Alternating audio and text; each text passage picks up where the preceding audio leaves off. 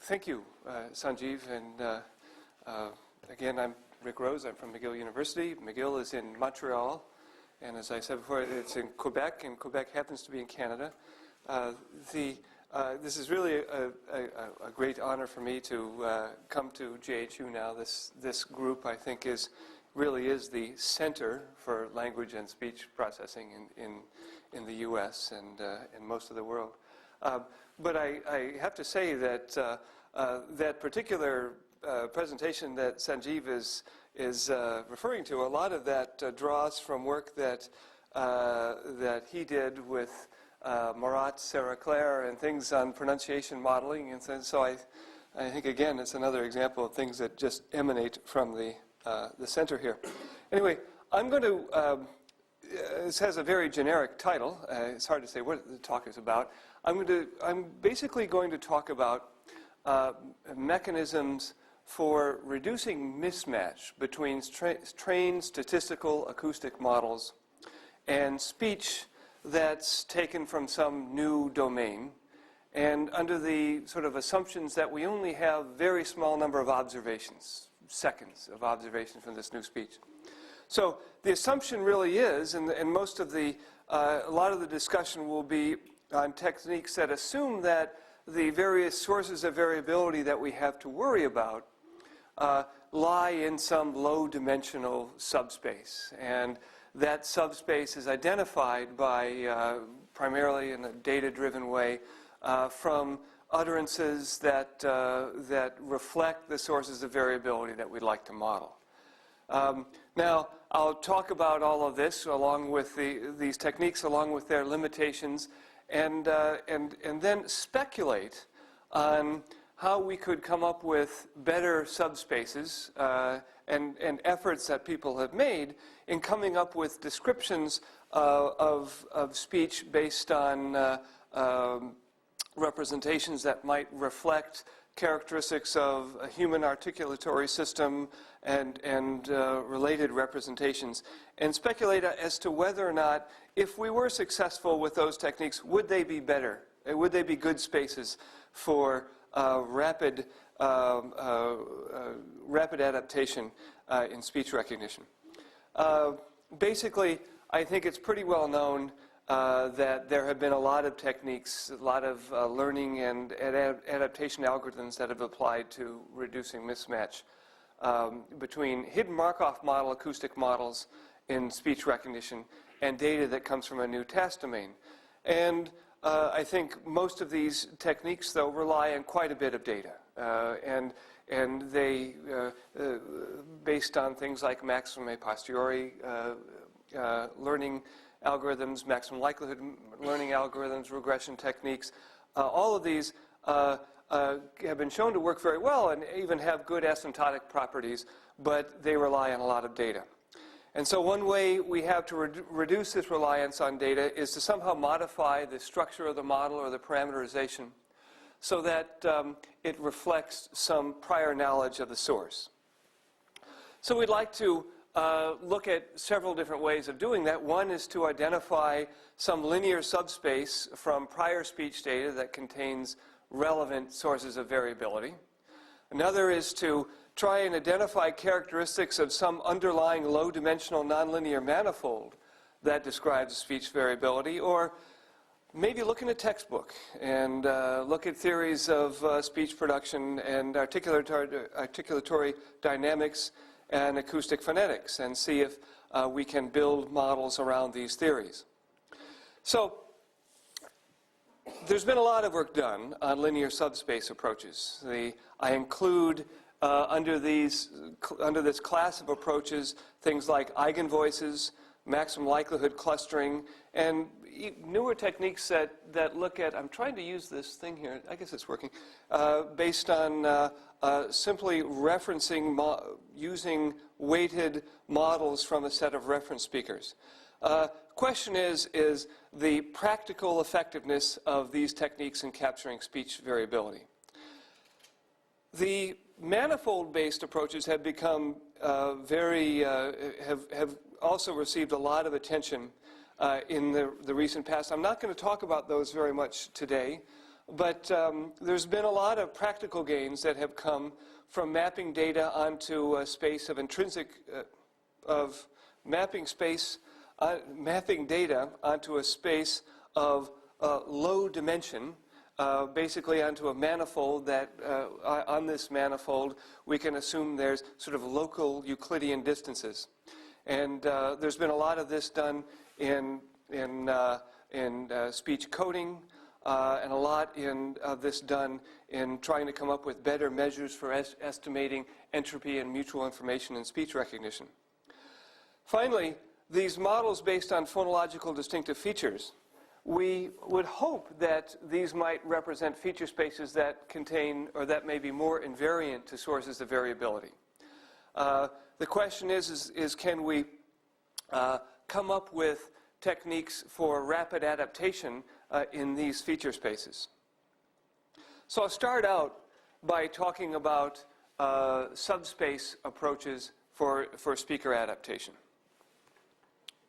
And the one common element of all these approaches is, and I know that I'm talking to a diverse audience here just from the list of presentations that, on the seminar series. I know I haven't got all speech people, that's for sure.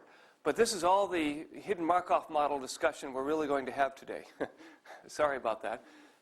But basically, we're going to think of our continuous Markov model, underlying first order Markov chain described by its transition probabilities, a set of state-dependent Gaussian mixtures representing the observation densities, and we'll reduce this problem to looking at our model as being just a set of C component Gaussians, where each Gaussian has got its mean, mu, and covariance matrix sigma, and we'll generally assume that our covariance matrix is diagonal.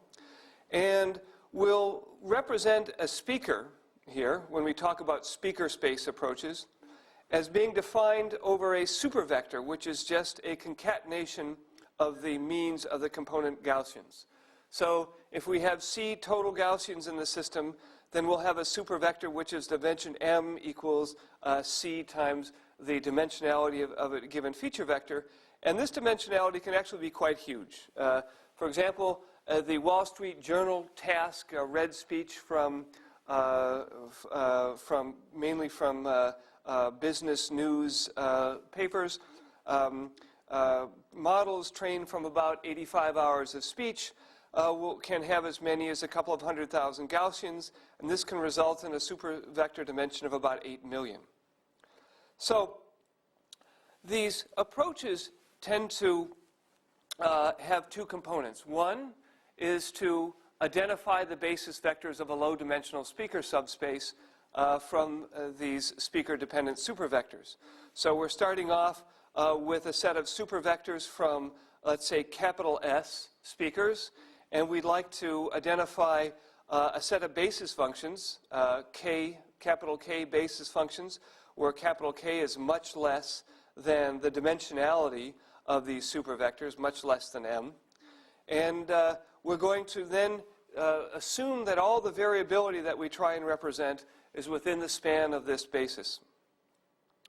Adaptation then strictly involves describing the, coming up with a speaker-dependent model as being basically a bias with respect to our speaker-independent, we'll say, model or supervector, as just a linear combination of our basis vectors, and basically adaptation involves estimating these weights, these capital K weights, and basically with this simple model and with this supervector, all of these techniques require only a few seconds of adaptation data, and that's what distinguishes these techniques from more general techniques that involve maximum likelihood estimation of regression-based transformations or otherwise. So, and these speaker space, subspace dimensions tend to range anywhere from about 10 to 100. in all of these different techniques. So the techniques differ among, in a number of ways. One, in how we identify the speaker space. The simplest mechanism here is we'll just assume that we can perform principal components analysis, that we can somehow arrive at a set of speaker supervectors for each of the speakers in our training set. We can take the covariance, do an eigenanalysis. The basis vectors here will correspond to the k largest will be the eigenvectors corresponding to the k largest eigenvalues of of principal components analysis. And this simple notion underlies a bunch of techniques. Roland Kuhn was the first who sort of came up with this notion, motivated by the work done in eigenfaces in modeling in the image understanding literature. In his case, these supervectors here, each supervector was a speaker-dependent hidden Markov model trained for a given speaker. Another example, basically the supervectors were obtained by doing a regression-based adaptation of a given speaker-independent model to a set of training speakers. And there's millions of permutations. I list just a few here. Another, we can actually estimate maximum likelihood linear regression matrices, have those themselves be these supervectors, or concatenated versions of these things. And then most recently, people have looked at nonlinear, sort of high-dimensional kernel-induced spaces. In any case, we're estimating the underlying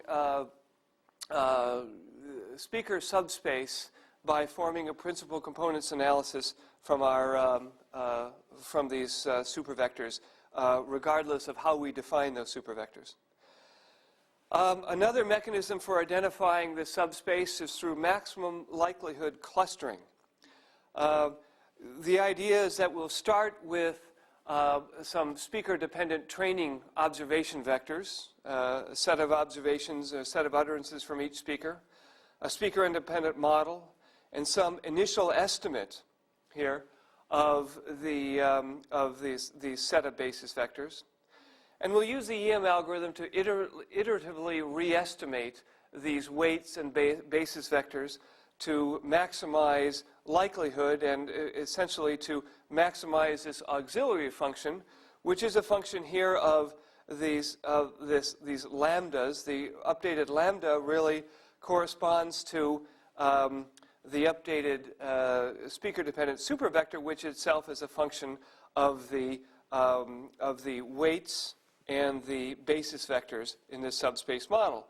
So really all you have is a procedure where we start off with our speaker-labeled training utterances, our speaker-independent model, and our initial estimate of the basis vectors.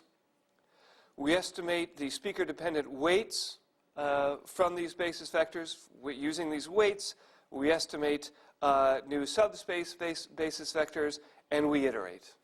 And we do that until it converges, which doesn't take very long. And I could have defined my terms here. That might have helped a little bit. Basically, this auxiliary function is given in terms of the component subvectors. Small m here corresponds to a given mixture component. This is a subvector of the supervector for speaker S and mixture component M. These are the covariances of our speaker-independent model, and we're assuming that all of our data has been aligned with our model, and that alignment is represented here by our HMM state occupancy probabilities, or component occupancy probabilities, giving us the alignment of observation from speaker S at time t to mixture component M. could be randomly initialized. Yeah, that turns out not to be that critical. Yeah, sorry, if there are any, I've been chatting away. If there are any questions, please stop me.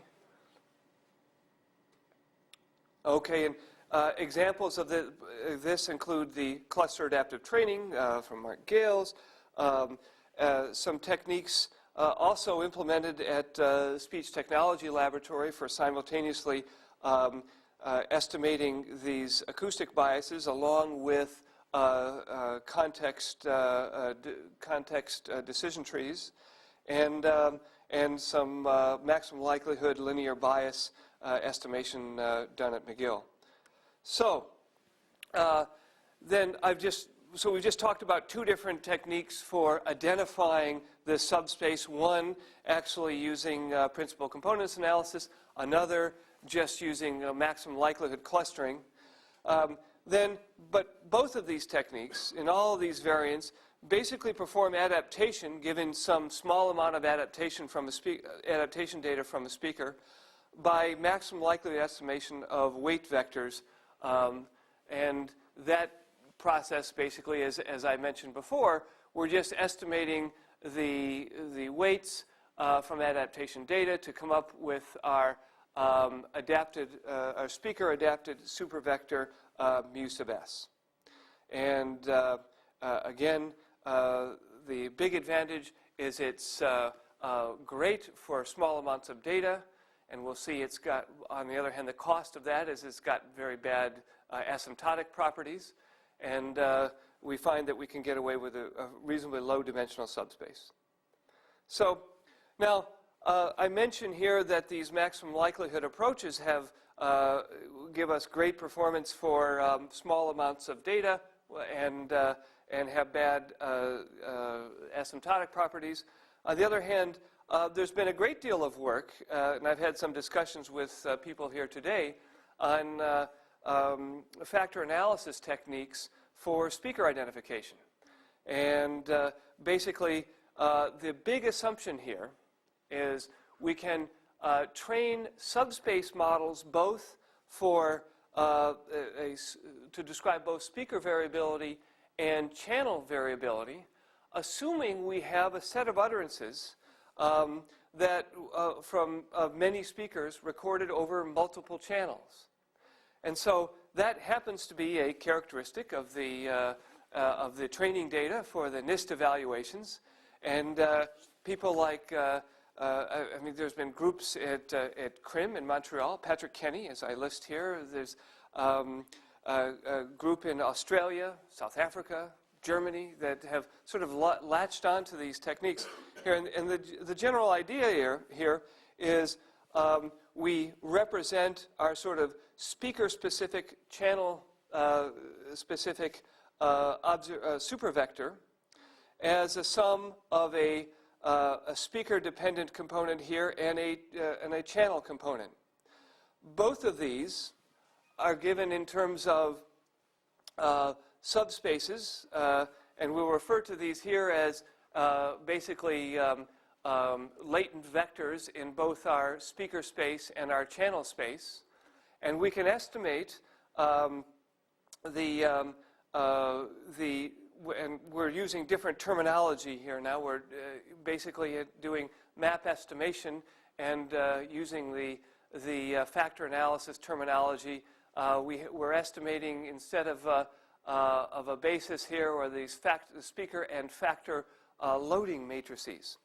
So in general, training these assuming we have speaker utterances, speakers speaking over multiple channels, we can estimate the channel and factor loading matrices and our speaker-independent model, and that's generally in the speaker verification world is referred to as the universal background model. These are all estimated sort of from background speakers. And then in general, the difference between this and our maximum likelihood approach is that these estimates are based on joint posterior distributions of the speaker and channel latent vectors. Okay? So we've gone from having a maximum likelihood subspace to having and their associated basis vectors. We're referring to these as channel and factor loading matrices. And instead of having weights that we estimate using get point estimates of from a maximum likelihood procedure, we're estimating the posterior probabilities of the speaker and channel latent vectors. And in general, adaptation then involves map estimation of speaker-dependent hyperparameters. And for those, basically, when we have an enrollment utterance from a particular speaker, we'll obtain the speaker factor loading matrix, and then as a result, the supervector for that speaker from a target speaker utterance. And then we could perform verification from likelihood ratios we derive from these speaker-dependent things. So this is a little bit of a diversion. Basically, the point here is that these very rapid adaptation approaches that we implement from a speaker subspace point of view, we're able to do adaptation with only a few seconds of speech.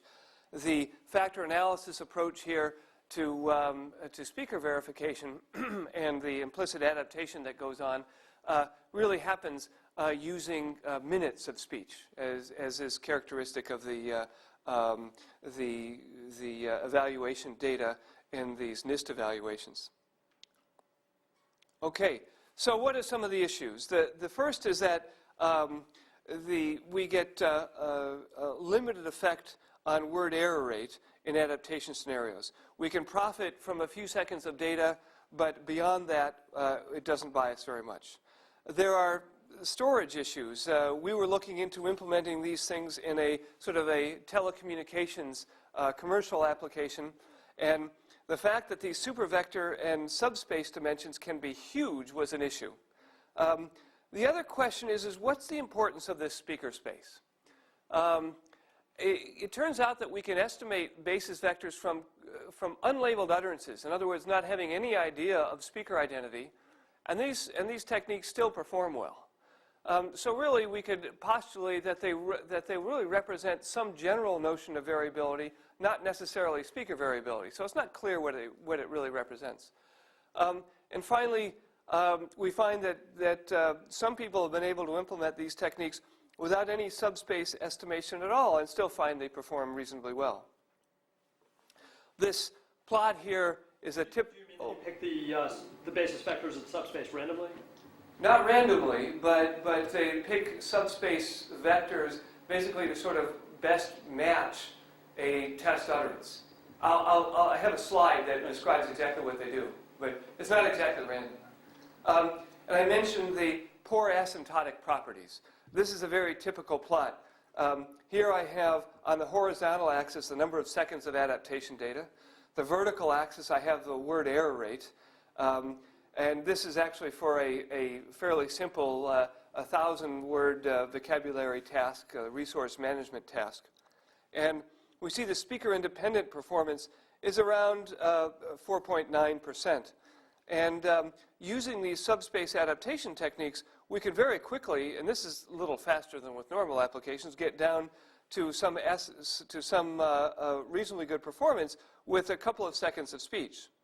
But that's as good as we get. And on the other hand, with regression-based adaptation techniques, where we have much bigger, where the parameterization is such that it just takes more data to estimate the parameters of the regression matrix, we find that given enough data, they'll perform significantly better than the subspace approaches.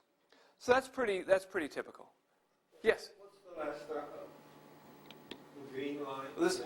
This is meant to sort of, This is an asymptote? yes, where the MLR will reach. And so this is sort of the difference between the asymptotic performance. Is that the question? Yeah.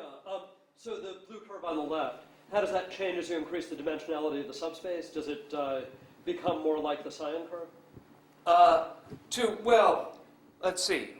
In this particular plot, we ran up to a subspace of about 20, and that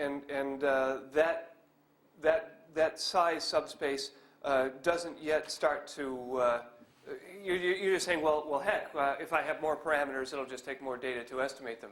And that's true at some point. But and does it matter? Is the difference really between subspace-based adaptation and MLLR? Is it or just the number of parameters? Is it just number of parameters, Right. which you yourself seem to be suggesting a minute ago? Well, no, I guess I did kind of suggest that in the way I described MLLR. But in fact, we varied this up to about 100, and it doesn't converge quite as fast, but the differences are small compared to the difference between here and here, for example. So it's not purely just the number of parameters. Yeah. But I do question the effect of the subspace as well here. So one other point, and this is a small point, is just the computational requirements, which is, from a theoretical point of view, is not a big deal. But from when actually implementing these things in an actual telecommunications application, we see that this Wall Street Journal example where we had these supervector dimensions of about 8 million and a total subspace dimension of, say, 10 to 100, we can have up to a few gigabytes for storing these basis vectors. You know, if I have 100 basis vectors, each of them, 8 million components in size, that can be huge. And so that is an issue in building these things. So what you can do is, if we strictly look at the speaker subspace adaptation here as a generative model, where basically we're assumed that we start off by generating at time t a mixture component m at time t, and we then generate our observation vector at time t, assuming that mixture component. So this is our subvector component for mixture m sub t, and with an error term here given by epsilon. We can basically reduce the dimensionality basically just by by implementing subvector equivalence classes. This phi here is just an equivalence class that we arrive at basically by some clustering procedure, and that allows us just to reduce the dimensionality of these basis vectors. And then, having done that, we're able to re-estimate the adaptation weights here, or just modify the equations for re-estimating these weights, assuming that we have these clustered subvectors. And the effect is we can reduce the dimensionality of these basis vectors by about an order of magnitude, and it also reduces the effect of overfitting that comes up in training, and we get that actually is a bug here. This is the speaker-independent performance basically taken from that previous curve. This is this clustered subvector performance, and this thing should not be the same. So that's a bug in the slide. So let's go on. The other thing we can do here, okay, is to just ignore any notion of speaker identity when we estimate our subspace. And so we can, that's what I mean when I say here that we're training from utterances that are not labeled by speaker. So we basically have the same process for estimating these basis vectors with maximum likelihood clustering, but this time we're starting from speaker-independent training utterances not labeled by speaker. We estimate a separate weight vector for each utterance, and that's easy enough because our utterances are 4 or 5 or 6 seconds long, and these weight vectors tend to give a pretty good estimate as short as a couple of seconds of speech. And we go through this procedure, and in this case we see that the performance here is pretty much unaffected by the fact that we have a speaker-independent subspace. And so the point here is that again, I've taken these figures from these figures from that previous plot, and what we see here is that we get about the same performance whether we have trained these subspaces from speaker-dependent or speaker-independent labeled data. So we're getting some notion of variability here, though the notion of speaker-dependent variability is not what's important. Now, the last sort of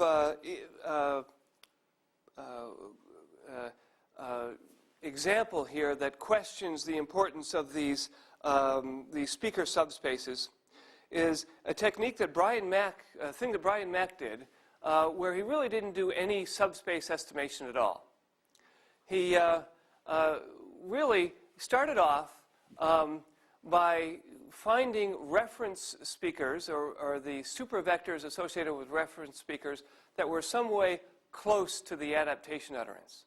So we start off with the set of S reference speakers and an adaptation utterance, and we just compute basically the likelihood of this observation utterance with respect to these supervectors.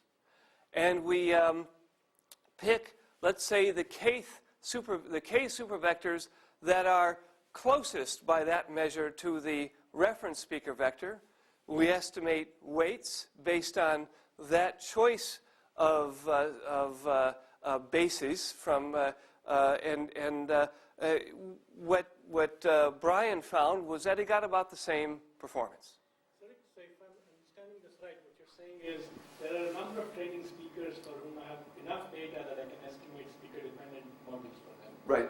And then when I get an adaptation utterance, meaning I know the transcript, Yep. I simply compute its likelihood under all these models, Yep. pick k of them. Yep. K most likely. K most likely, and then simply write down the equation at the bottom, Yep. and the adapted mean is going to be some combination Yep. of those. Estimate and the W's. Estimate only the weights on the. Estimate those weights. And that becomes your model for this. that's it. Okay. So no subspace really, you know. So it's like a one-off subspace. Yeah, exactly. Or k nearest neighbors. Yeah. Yeah, I mean, this is like the locally linear embedding stuff that you alluded to earlier in some sense, right? Yeah, yeah. You form a subspace by the nearest neighbors, and then you plot your coordinates with Right, that. right. By something very much like the equation you have on the bottom, if I remember right. Exactly. Yeah. Now, so the question is for years, we have been wandering around saying, well, not wandering, but saying that we've really identified something important from these speaker subspaces. And in fact, you can go back to some papers and they'll start talking about, well, the first dimension is gender, the second dimension is this, the third, just like crazy things people used to do in factor analysis back when they were applying these techniques to psychology and things. So anyway, so we've basically seen that, well, certainly these subspaces have bought us something, but it's certainly not clear at all what they represent, right? So that's sort of my point here. And so we could summarize by that, well, we certainly have some significant word error rate improvement for short utterances. We know the asymptotic behavior isn't that good, but we're willing to deal with that. They can be fairly easy to implement, and we've shown that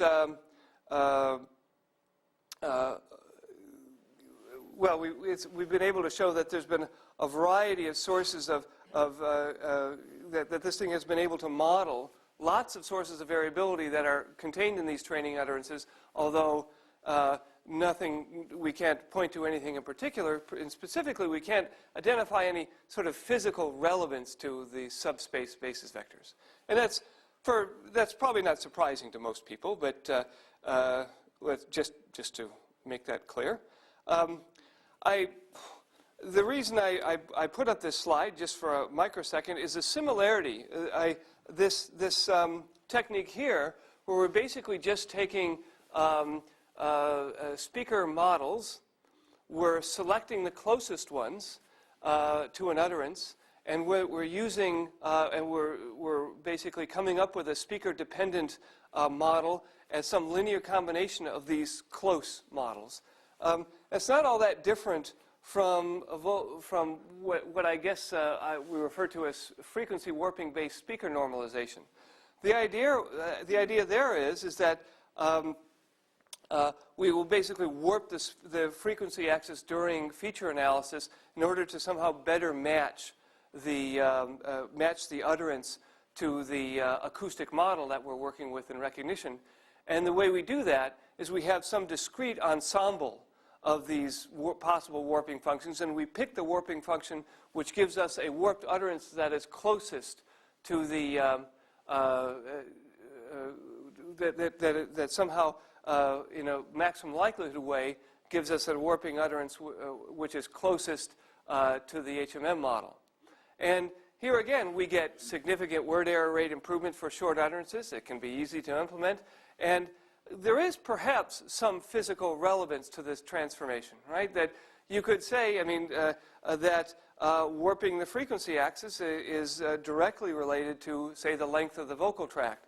People would argue against that, but you could see here's a very efficient adaptation, or in this case, speaker normalization approach that that is based on some. You could argue that it's based on a physically plausible space, and perhaps there's more like them, right? That this might not be the only one.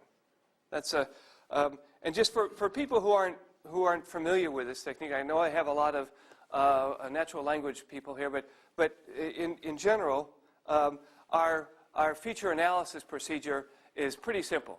We chunk the speech up into roughly centisecond frames, marching along at 100 frames per second. We do a spectrum analysis and keep only the spectral magnitude. Then we apply what we call a filter bank.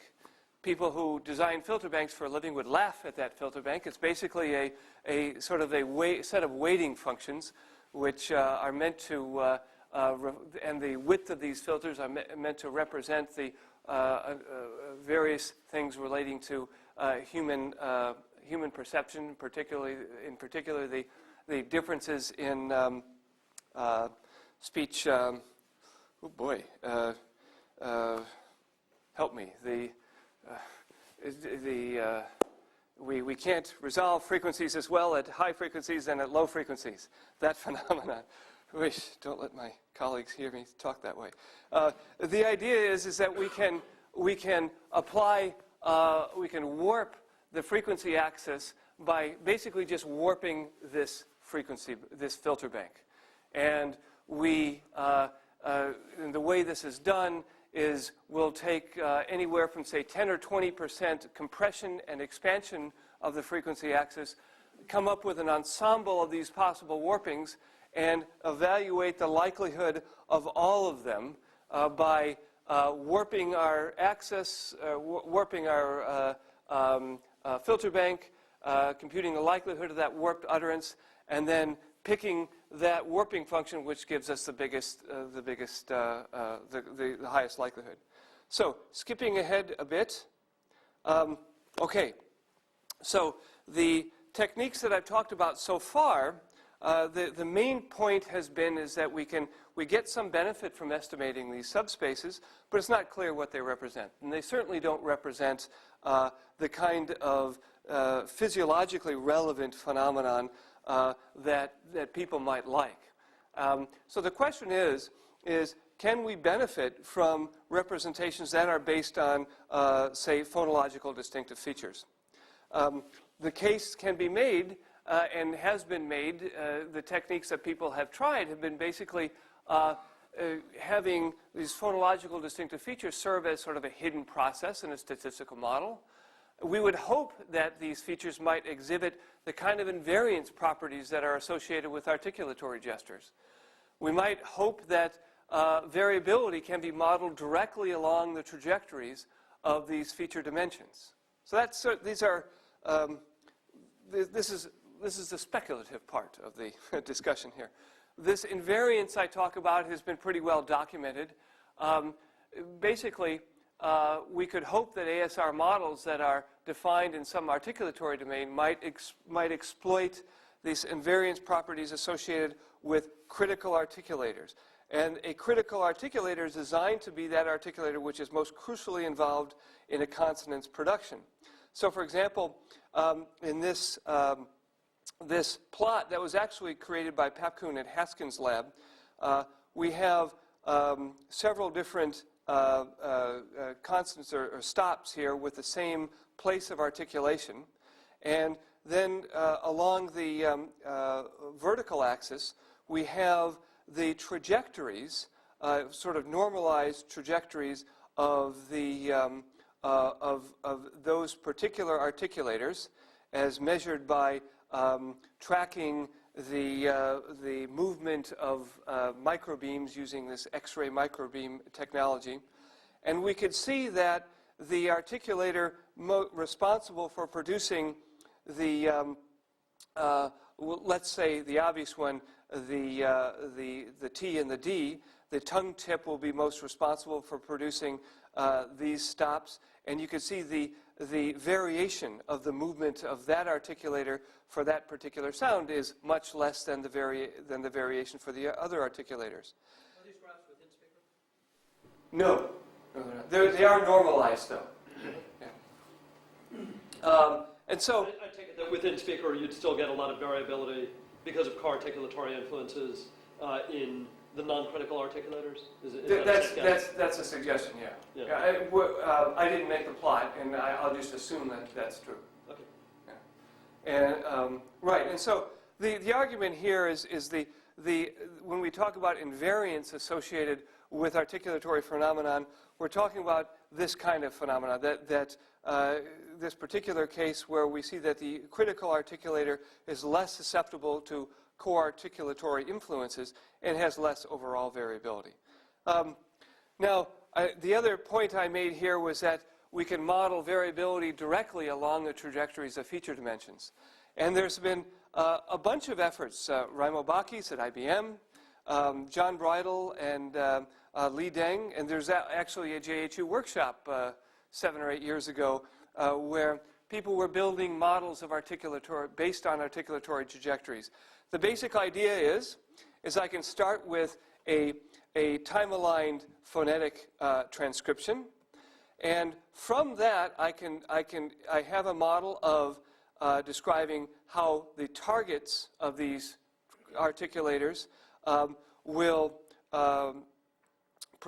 be how their dynamics will actually evolve into the position of actual articulators, the articulatory realized path, and how those articulatory positions then will then be mapped into acoustics.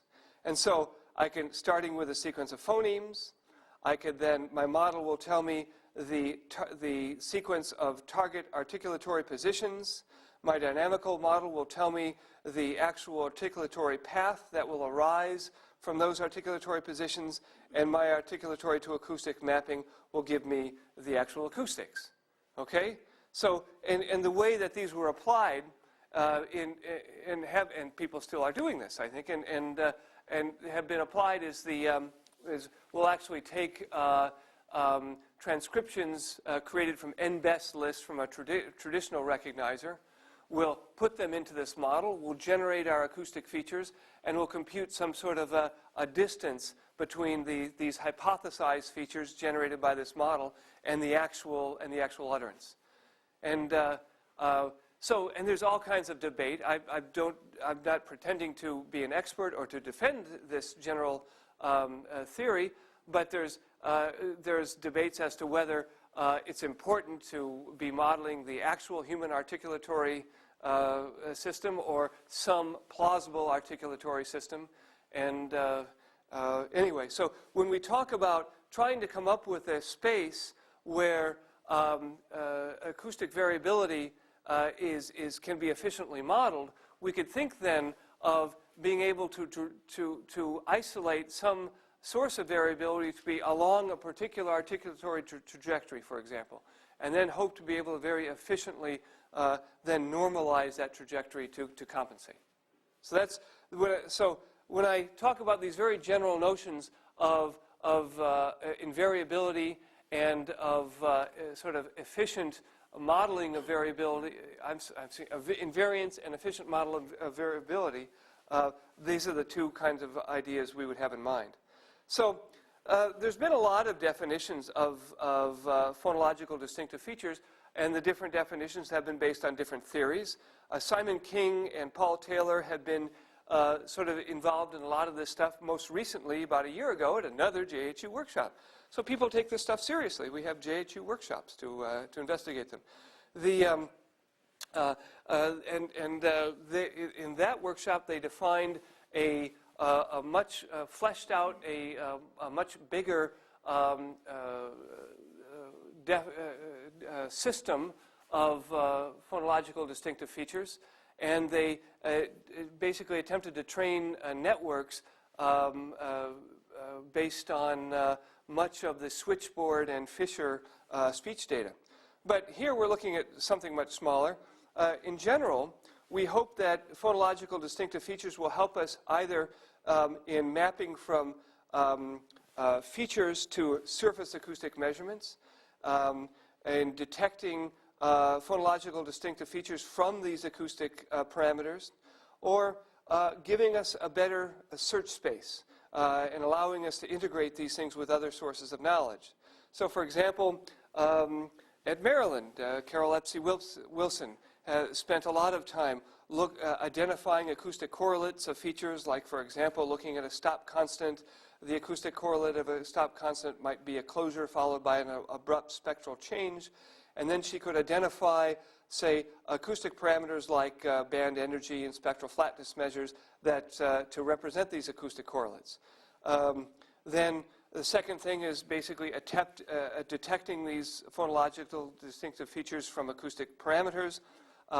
It's pretty well known that the relationship between acoustic and articulatory distances is very nonlinear, so people have used a number of nonlinear learning algorithms and classifiers for that. Partha Niyogi at Chicago has been using support vector machines, and a host of people have been using various different neural networks for training these neural networks from phonetically labeled speech, and then arriving at sort of the truth labels for the phonological features by a table mapping from these phonetic labels.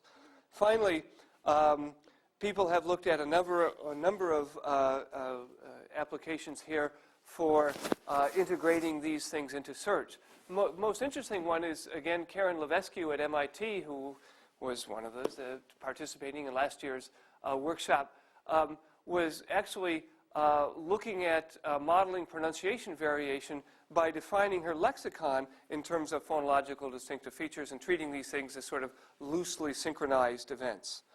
I think basically I'm just about out of time. I've only got about 5 minutes. But what I'll try and do is answer a few questions very quickly. And these questions are, have phonological distinctive feature systems resulted in better ASR performance? So far, I'm going to say no.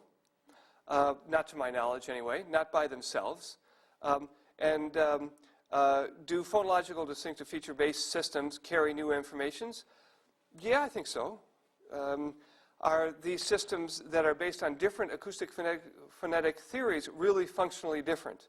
I mentioned back here that we're training these detectors based on to detect phonological distinctive features from different, derived from different theories, basically from labeled speech corpora. Well, how do we know that those aren't just sort of different representations arriving at the same information? I think we could say yes. And the last question is can these feature spaces be more efficient for speaker adaptation? That's not clear. One common thing that's been done lately is to actually train phoneme recognizers based on systems that look like this. We have we'll have some sort of filter bank like we would in a regular speech recognizer. We'll train these phone detectors. We'll do some transformation to make reduce their dynamic range and reduce sort of inter-feature correlations. And then we'll run an HMM-based system to recognize phonemes from these features. We can generate lattices and n-best lists and so on. But we did this with a number of different definitions of acoustic features, and I'm running out of time, so I won't spend time in talking about them, but these are different, these are phone accuracies on the Timmett speech corpus with standard sort of MFCC based features, and then on three different phonological distinctive features based on three different theories. And we see that, I think this is pretty consistent with what other people find, is that on their own, these systems don't tend to perform any better than an MFCC-based system.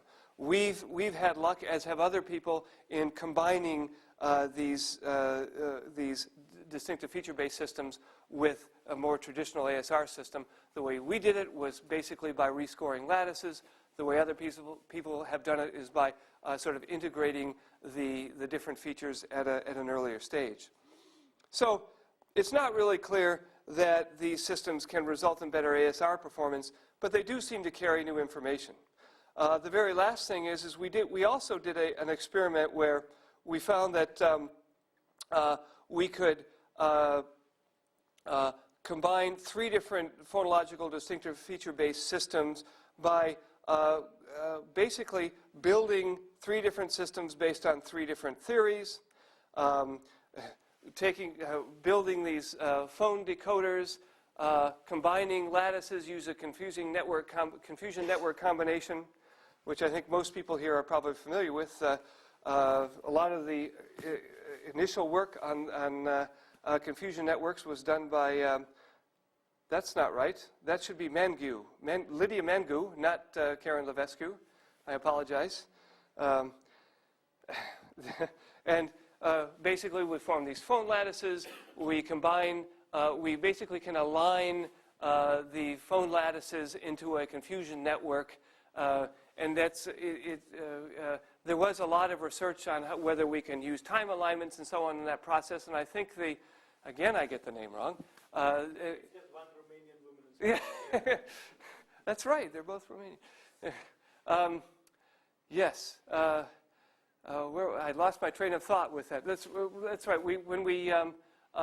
There had been a lot of work that Lydia had done in looking at how time alignment might be important in forming these confusion networks, and I think the consensus, well, not the consensus, but the general thought now is that basically doing these string alignments in forming confusion networks does about as well as anything, and so we implemented that machinery and rescored this combined system using the posteriors that on these alignment points here of the confusion network, and we found that combining with all these systems gave us I wouldn't say a dramatic improvement over a basic Mel-frequency Kepstrom-based system, but a substantial one. So we see that there's really information in these features, and features based on different theories carry really is complementary in some way. But I guess I'm rushing because I know my time is out. But to summarize, I guess we can't really say that it's not clear how we're going to acquire this model structure from phonological distinctive features. So in the end, the performance of these data-driven approaches seems to benefit from training data that characterizes sources of acoustic variability, but there's no identifiable physical relevance to the subspaces that we've gotten from them. And we know they have poor asymptotic properties, but that sort of comes with these maximum likelihood techniques. Finally, as we've looked at defining the model structure based on some notion of an articulatory-like space, we think these things have potential to make these learning processes more efficient, but it's not clear how we're going to do it. So I guess rushing to finish, I think I made it in time, but with apologies for running over. So that's it.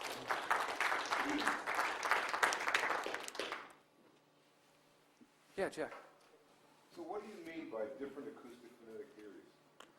Or acoustic/phonetic theories? Yeah, I'm sorry, I completely skipped over that.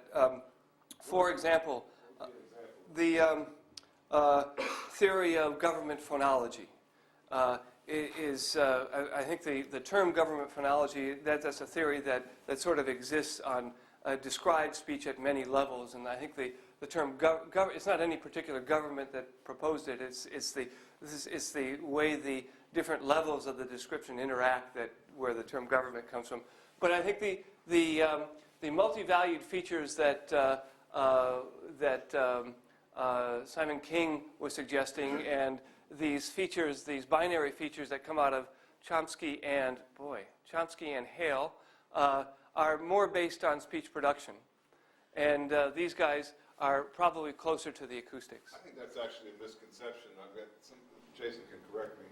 I think Chomsky and Halley's features are phonological in the old sense, that is, phonological to they're strictly keyed to the operation of rules, phonological rules. I don't think, they're not exactly neutral between articulatory and acoustic. But actually, the reason I'm asking this question is, I don't know that there is a theoretical difference in acoustic phonetics that makes makes a difference in speech recognition. That is, the facts are pretty clear, and there are different schemes for representing the categories. But Well, as far as They give you different back off because they define different natural classes. yes, as far as we're concerned, those different sets of phonological distinctive features represented different hidden variables. Yeah, actually, I was going to slip in a remark, and I'm waiting to see if Jason reacts to it. Okay. I think there's more that there's more of a difference between the scope that you're trying to account for by the features than there is from one theory or another of features. In other words, if you are trying to account for reduction phenomena in speech, for example, that's hugely different from canonical forms of speech. Yeah. And the phonological feature set that you use is not really going to be that consequential. The set of features that you start out with to describe are not going to be as consequential as whether you're describing canonical speech versus highly reduced forms of speech, for which there is no agreed upon phonological set of descriptors. So I think that's right. There has been, so if you look at what different phonologists do, they all make their own assumptions when they're writing phonological grammars about what the future of space looks like. And some assumptions may be slightly different from others, but I think they would agree that it doesn't really matter that much. The phenomena they're trying to account for are not the ones that are bothering the speech recognizers. I think that's probably right. I'll give you an example. The definition, when I used to teach this stuff, I used to use a strict definition of co-articulation. So the effect of one sound on another by adjacency was not co-articulation. It was strictly the simultaneous movement of two articulators, the consequences of two articulators at the same point in time. But a lot of people don't use that. They use a much more general definition of co-articulation that includes Phonological the effect of one sound on its neighbor just by the fact that the targets are different, and so on and so forth. So I think these are the things that are hard to account for in terms of acoustic, in terms of phonetic representation. No, I agree with that, and I think I think they're theory independent, is what I'm saying. The phenomenon, the scope of what you're trying to account for is more consequential than what theory you use. at the risk of sounding like Bill Clinton, it depends what you mean by theory. Yeah, that's probably right. And I think for example, the multi-valued definition of multi-valued theories isn't really, features isn't really a theory at all. It's a parameterization that was sort of suggested by somebody as a trade-off. And Any ternary feature can be made into two binary features. It's really not Yeah. consequential how you do that. But I think that, but I would argue though that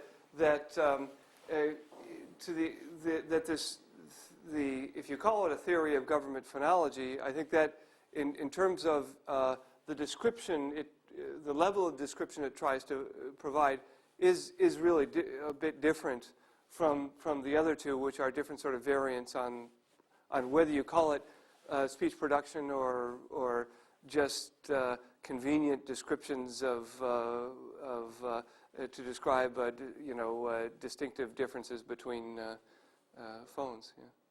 Maybe I'm quibbling, because it is a matter of scope, I think. What's the scope of facts that this theory claims to explain? Yeah, I guess I was interested at the last workshop, the group spent a lot of effort on building networks to characterize their own this new feature set that I guess it was Simon that came up with it, and Joe Frankel and that gang spent all kinds of time training these networks from speech phonetically labeled by the SRI's recognizer. I wasn't quite sure exactly what their goal was there beyond the network itself. I thought perhaps you guys who might have been a bit more involved in the workshop might know. The goal, I would say, like you earlier had a picture with these yellow boxes moving from Yeah. the feature extraction work to the detection work Yeah. and the last work. So their goal was to create the network that last box would use. Their goal was to create this yellow box. Yeah. It was to create the network, and in fact they pretty much did away with the box in the middle, except that what they did is they had a modeling mechanism where the features were hidden variables inside their search network. Right. And they had some mechanism for accounting for the F vector that you showed in the video. I guess that's sort of a... So this complicated network they were building was because they didn't want to have a signal processing block that either deterministically or probabilistically gave them these features, the phonological feature vectors X and Y, but these X's were in fact hidden variables in their network. So that's where they spent time. Okay. Saying that if this kind of a dictionary entry is given in terms of some fixed phoneme set, Yeah. how do you translate that into some appropriate hidden variables? Which goes back to some of Karen Levesque's Right. original work, where you instead of seeing a dictionary, you see this a word presented in terms of their distinctive features and various rules to allow for sort of a loose synchronization between the two. And then the thing is that, of course, some of these features are unspecified in the dictionary, and that's what then makes for this coupling across in time, basically. Yeah. If the feature is unspecified here, was specified earlier and is going to be specified later, Yeah. then what does it do in the meantime? Right. So that's where they had to spend some research energy trying to come up with a model which did something sensible conceptually. Right. Because those in turn were consequential in assigning likelihoods to be observed. Uh-huh. And I guess the other issue there is their targets were actually arrived at from a base form pronunciation. So right there is a little bit of an issue that instead of starting from surface form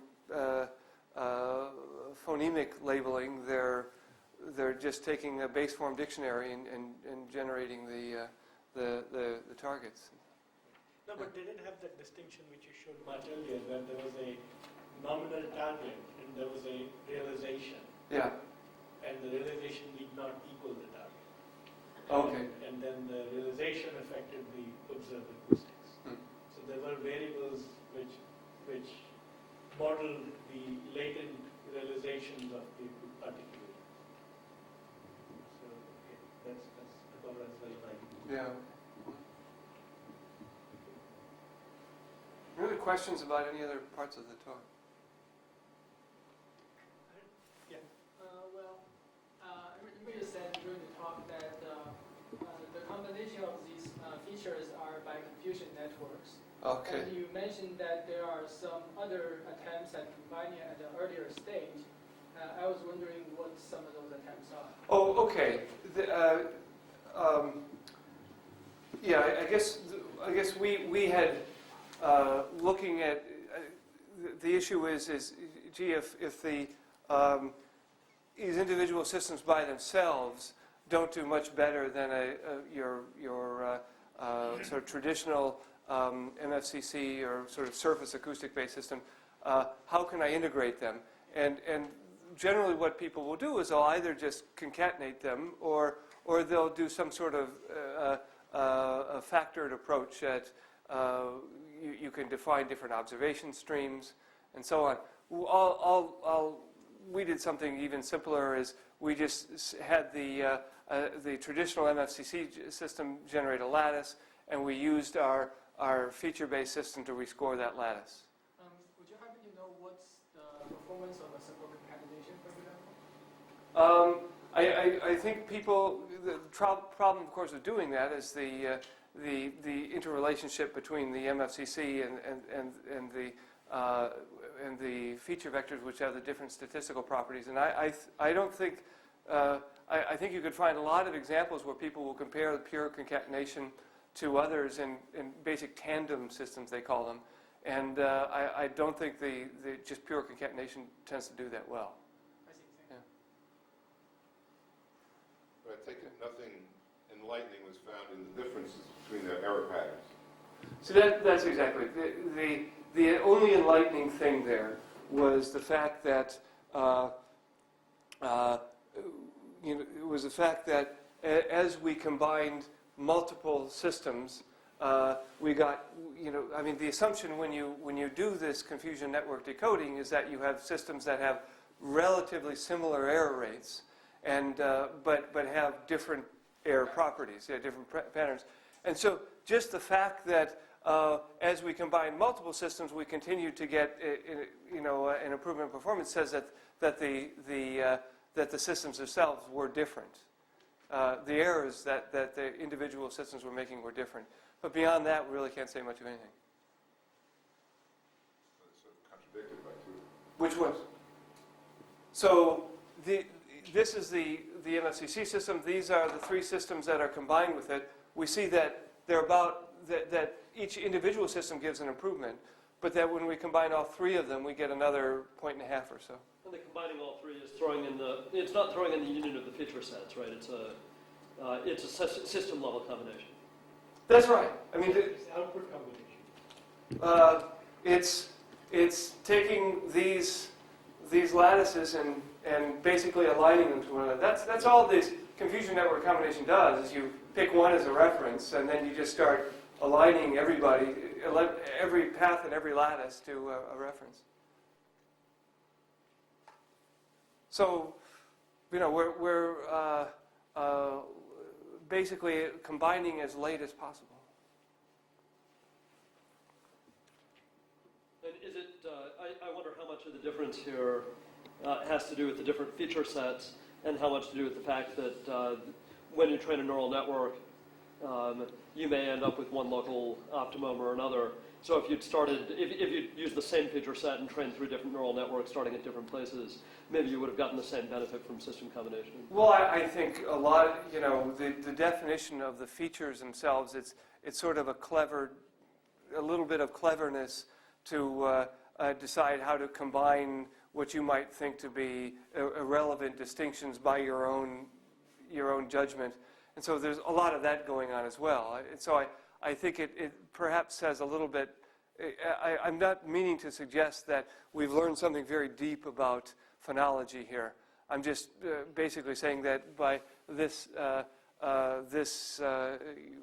having defined these different feature spaces, thinking of them more or less as hidden variables, we're getting really different information, and it's not just functionally equivalent representations of the same thing.